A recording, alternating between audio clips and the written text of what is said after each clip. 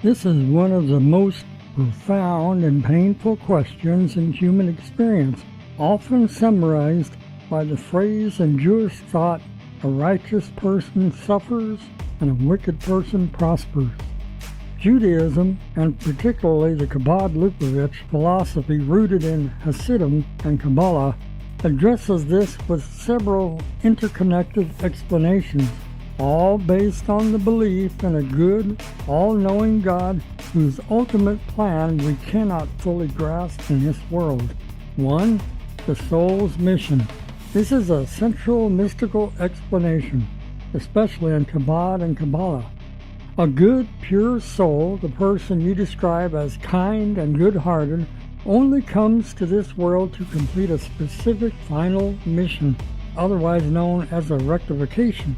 When a truly righteous person dies young, it is often because their entire purpose for being in this world was completed quickly. Their soul is now ready to return to its eternal and perfected place with God in the world to come, having achieved its highest potential.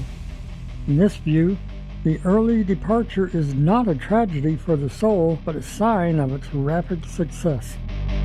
2. The unseen good and hidden justice.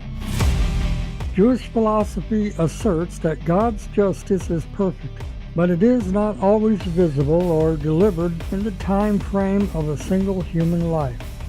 The primary reward for the righteous and punishment for the wicked is reserved for the world to come, where the soul receives its full, eternal recompense.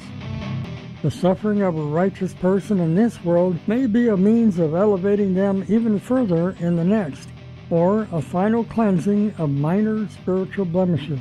The wicked person's good is their final reward. Conversely, the prosperity of a wicked person in this world is sometimes viewed as their minor, final reward for any small good deeds they may have done. By giving them their small reward now, God ensures that when they face final judgment in the world to come, there will be no merit left to offset their serious transgressions. From our limited mortal perspective, we see only one piece of the puzzle. The apparent bad things that happen to good people are ultimately for a deeper, unseen good, and the apparent good things for a wicked person are ultimately part of their spiritual loss. 3. The righteous are held to a higher standard.